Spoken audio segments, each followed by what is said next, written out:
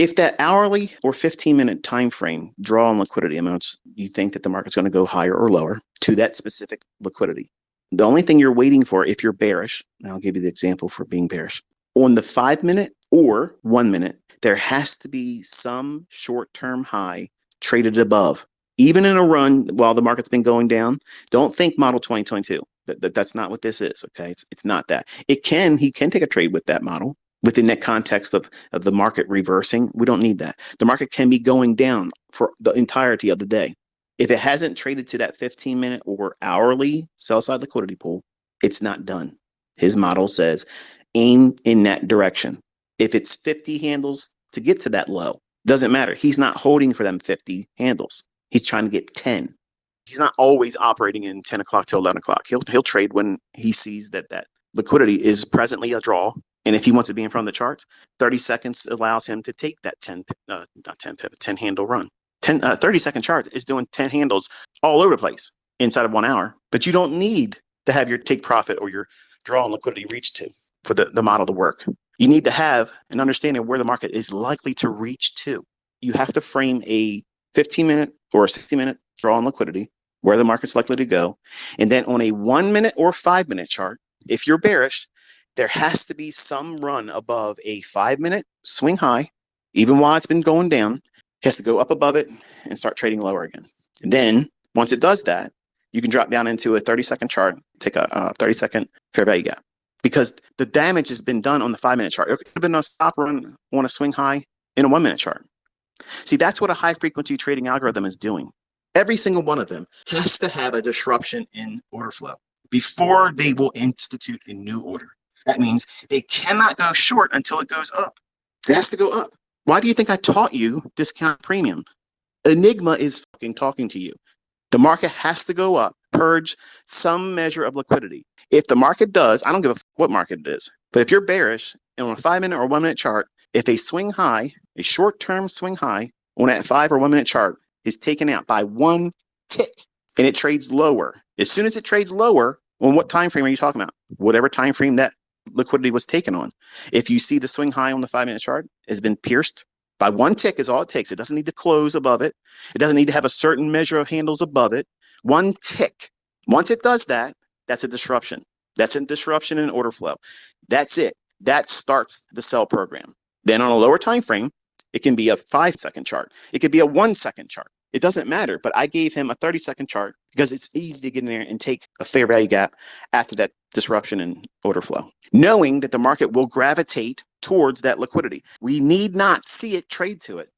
It's there every day, every hour, every 15 fucking minutes. It's there. So forget the 90-second or 90-minute. It's every 15 minutes. It's there.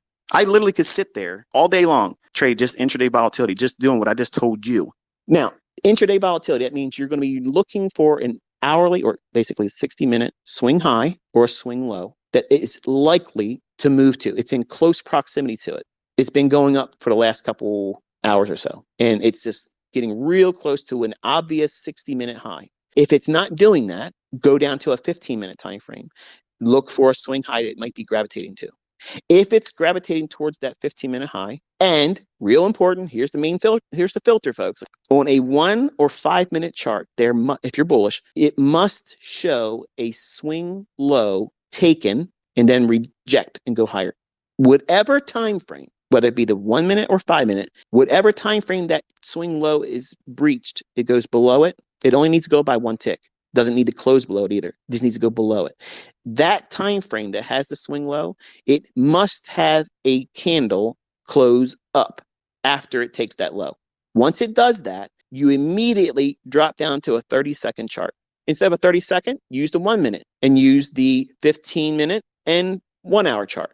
Everything's scalable. But you have to have whatever that time frame is, the 1 minute or the 5-minute, there has to be a stop run. One of the first primary principles I taught when I stepped out on baby pips is the real move will not happen.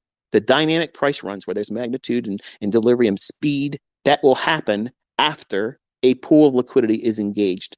That means if the market's bullish, if you think it's going to go higher, think it's going to draw up to some level, whether it be a high, a relative equal high, inefficiency above market price, whatever that is up there that you're framing as a reason for it to want to go up, it's far more likely to get up there with conviction and speed if there has been a short-term run on liquidity that's below the marketplace in the form of stops or sell-side liquidity, because the market's going to go down to allow traders to buy those stops. What traders? Smart money. The algorithm is cowtailing to them. It's called handshaking. The market reprices to levels to allow handshaking to occur. That's the real term. That's exactly what's going on. And when those orders are being provided to the participants that are on the sideline, you're not seeing their fucking orders on the DOM, the depth of market.